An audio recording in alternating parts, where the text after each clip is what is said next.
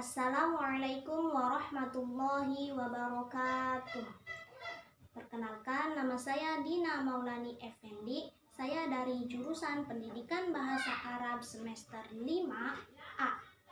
Baiklah, pada pertemuan kali ini saya akan membahas mengenai KI dan KD, mata pelajaran Bahasa Arab tingkat Madrasah Tsanawiyah kurikulum 2013 KMA nomor 183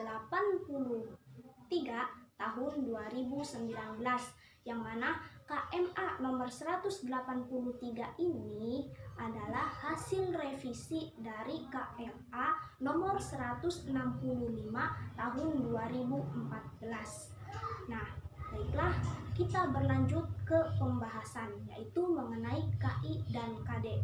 Yang pembahasan pertama adalah mengenai makna atau pengertian dari KI dan juga KD. Pertama yaitu mengenai pengertian KI. KI itu apa sih? KI atau biasa kita dengar yaitu kompetensi inti adalah tingkat kompetensi yang harus dimiliki oleh setiap peserta didik untuk mencapai standar kompetensi lulusan, atau biasa disebut juga KI ini yaitu program yang menjadi landasan pengembangan KD. Jadi kompetensi kan kemampuannya, inti itu ya utama gitu. Jadi maksud dari kompetensi inti itu adalah kemampuan yang memang harus dimiliki oleh peserta didiknya, yang mana kemampuan ini juga bisa dijadikan landasan untuk pengembangan kompetensi dasarnya kayak gitu. Kemudian kompetensi inti juga biasa diterjemahkan sebagai operasionalisasi dari SKL atau standar kompetensi lulusan. Jadi memang kompetensi inti itu adalah ya tingkat kemampuan yang memang harus dimiliki peserta didiknya gitu. Jadi sebelum masuk ke proses pembelajaran, maka harus adanya kemampuan inti yang harus dimiliki oleh peserta didik, yang mana harus siap mentalnya, harus siap apa yang terjadi itu memang harus dipersiapkan oleh peserta didik itu gitu. Kemudian kompetensi inti ini memiliki 4 dimensi, yang mana 4 dimensi ini adalah yang mampu membangun pembelajaran. Nah, 4 dimensi ini apa sih? Yang pertama yaitu aspek spiritual. Yang pertama yaitu sikap spiritual, dan yang kedua yaitu sikap sosial, yang ketiga pengetahuan, dan yang keempat yaitu keterampilan. Yang mana 4 dimensi atau 4 aspek ini biasa atau sering kita dengar yaitu KI 1, KI 2, KI 3, dan KI 4 gitu. Yang mana KI 1 dan KI 2 ini bisa didapatkan peserta didik itu selain dalam pembelajaran, artinya bisa didapatkan kapan saja di luar pembelajarannya.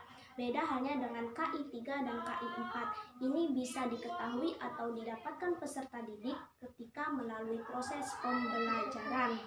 Nah, iya, gitu ya. Itu pengertian dari KI sendiri atau kompetensi inti.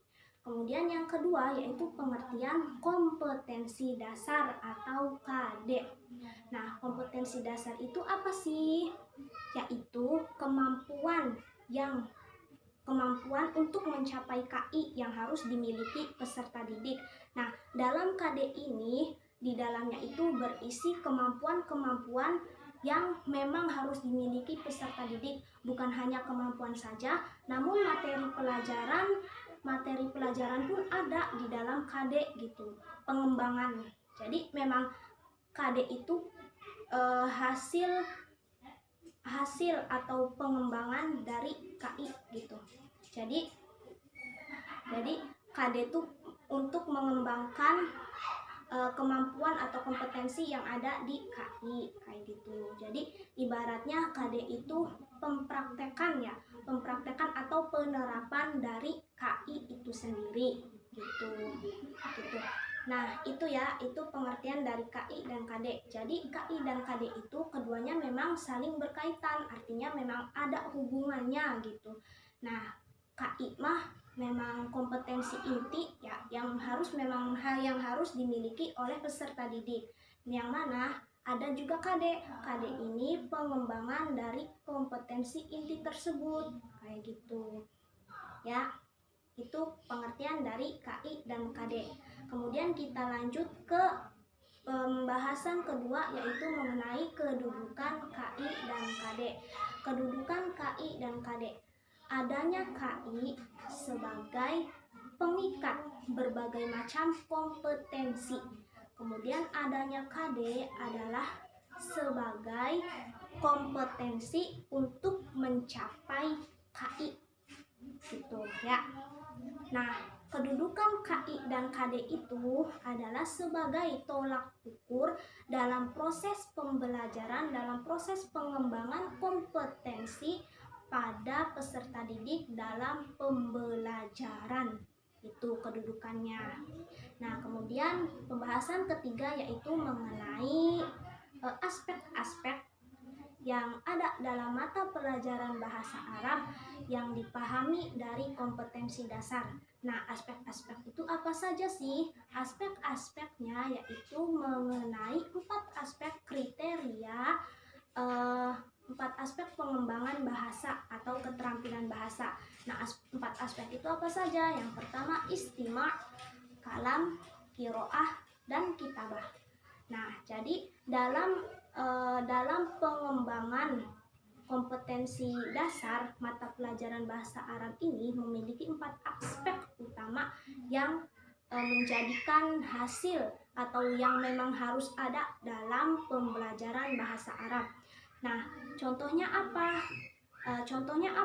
4 aspek ini menjadi 4 aspek utama dalam pembelajaran bahasa Arab. Nah, contohnya yaitu kita ambil contoh tingkat madrasah sanawiyah kelas 7 MTS ya, kelas 7. Nah, di sini 4 aspek itu terdapat dalam KD mata pelajaran bahasa Arab kelas 7 MTS. Yang pertama yaitu mengenai aspek istima' atau mendengarkan atau menyimak. Nah, di dalam KD itu ada berbunyi memahami makna yang terkandung di dalam teks hiwar atau teks lisan sederhana. Nah, memahami makna. Kata memahami makna ini dapat kita garis bawahi bahwa maksud dari memahami makna ini adalah aspek dari istima', karena mendengarkan itu adalah bukan hanya sekedar mendengarkan, tapi menyimak juga harus memahami, kayak gitu. Karena kan mendengarkan tidak membutuhkan tulisan ya, tapi harus fokus pendengaran yang diutamakan itu. Kemudian kedua yaitu aspek kalam atau berbicara. Nah, dalam KD contoh aspek kalam ini yaitu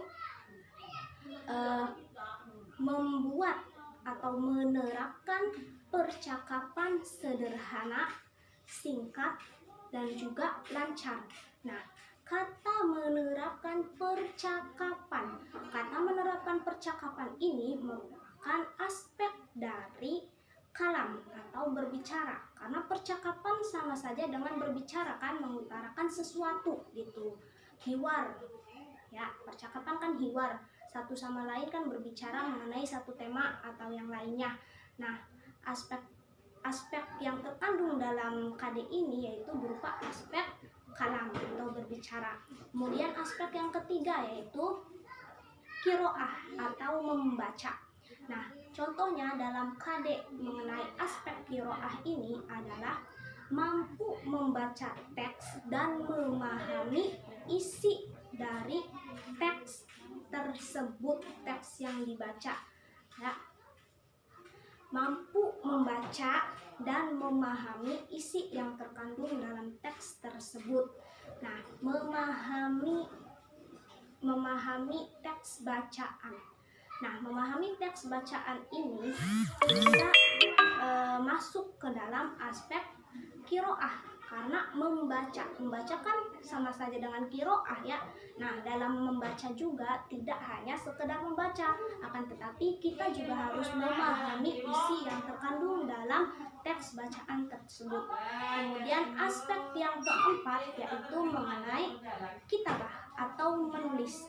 Nah, contohnya dalam kompetensi dasar mengenai aspek menulis ini, aspek kitabah ini adalah mampu menuliskan kata-kata atau kosakata yang ada dalam materi yang telah diajarkan. Nah, itu contoh dari adanya aspek kitabah dalam kompetensi dasar. Itu ya, itu aspek-aspek mata pelajaran bahasa Arab tingkat madrasah sanawiyah dalam pemahaman kompetensi dasar. Jadi ada 4 aspek tadi ya. Itu adalah mengenai aspek-aspeknya. Nah, untuk penjelasan terakhir, pembahasan terakhir yaitu yang keempat mengenai analisis perbandingan dari KMA 165 tahun 2014 dan juga KMA nomor 183 tadi 165 ya. Sekarang KMA 183 tahun 2019. Nah, hasil perbandingan ini dapat kita dapatkan dengan mengetahui persamaan dan perbedaan dari kedua KMA tersebut.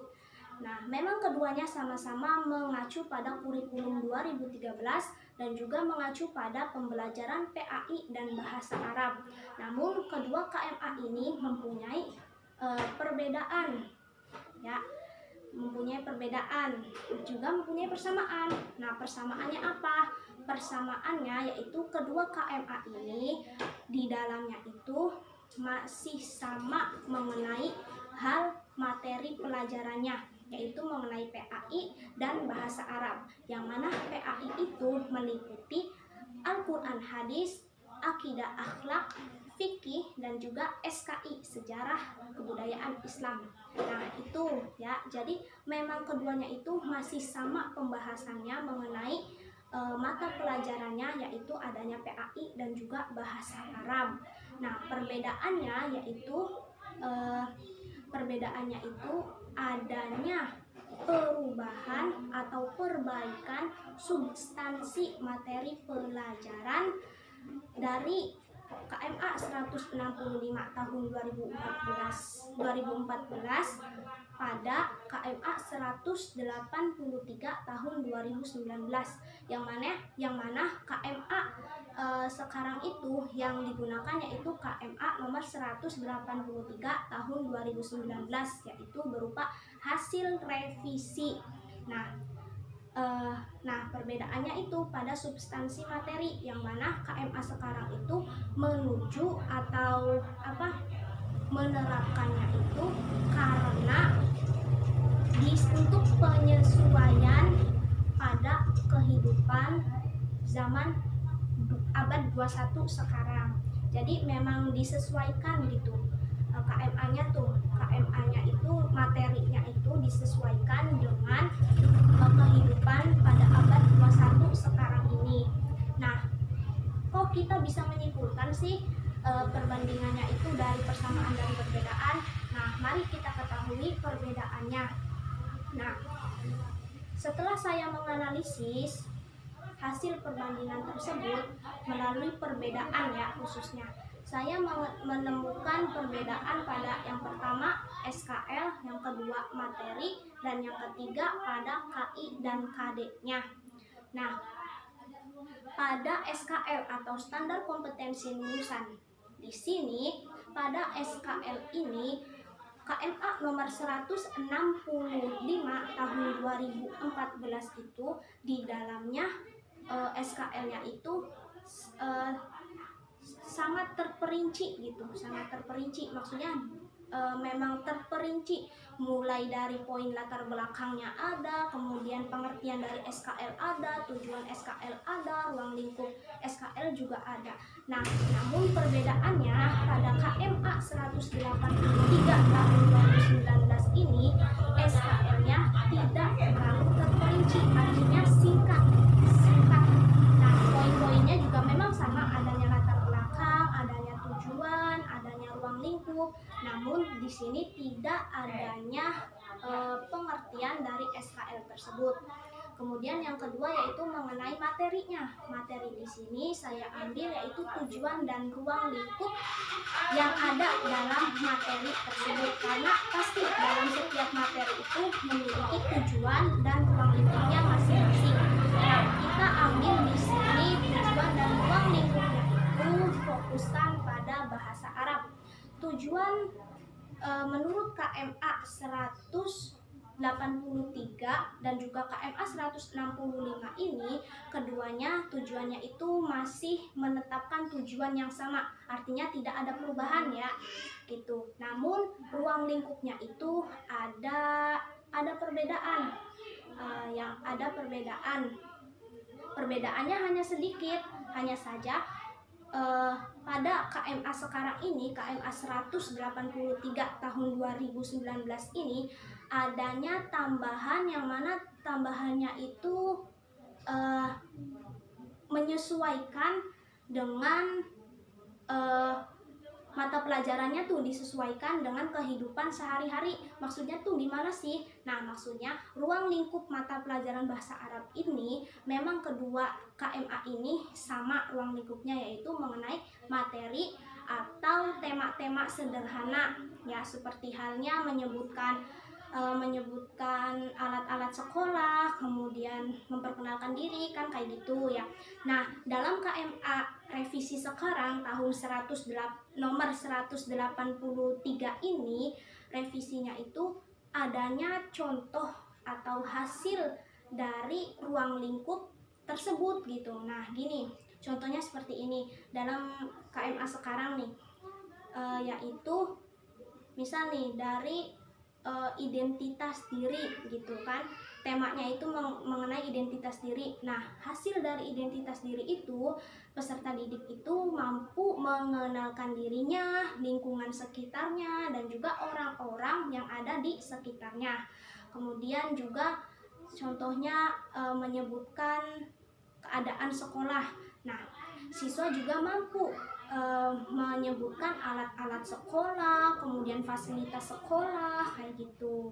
Jadi ruang lingkupnya hanya beda sedikit aja, hanya ada penambahan gitu. Nah, kemudian yang ketiga yaitu mengenai KI dan KD, kompetensi inti dan kompetensi dasar. Untuk kompetensi inti, baik itu KMA 165 dan juga KMA 183, KI-nya itu masih sama-sama menetapkan KI tersebut, artinya tidak ada perubahan ya, sama kayak tujuan mengenai materi tadi. Kemudian adanya KD saja ada perubahan atau bisa juga ada pengembangan KD-nya gitu. Jadi kalau misalkan KD tahun 100, KD nomor 165 itu memang simple dan sederhana kayak gitu. Nah, namun pada KMA sekarang nomor 183 ini, KD-nya itu ada pengembangan. Pengembangannya itu dengan adanya penyesuaian materi dengan lingkungan sekitarnya kayak gitu. Jadi lebih terperinci pada KMA nomor 183 tahun 2019 ini kayak gitu. Jadi perbandingannya ya seperti itu. Memang mungkin maksud dari kedua KMA ini sama, namun ada sedikit perbedaan atau pengembangan dari KMA 165-nya dikembangkan oleh KMA 183 kayak gitu. Nah, baiklah, mungkin cukup sekian yang dapat saya sampaikan mengenai kompetensi inti dan kompetensi dasar mata pelajaran bahasa Arab tingkat madrasah sanawiyah kurikulum 2013 nomor KMA 183 tahun 2019. Syukron, kurang dan lebihnya mohon maaf. Wassalamualaikum warahmatullahi wabarakatuh.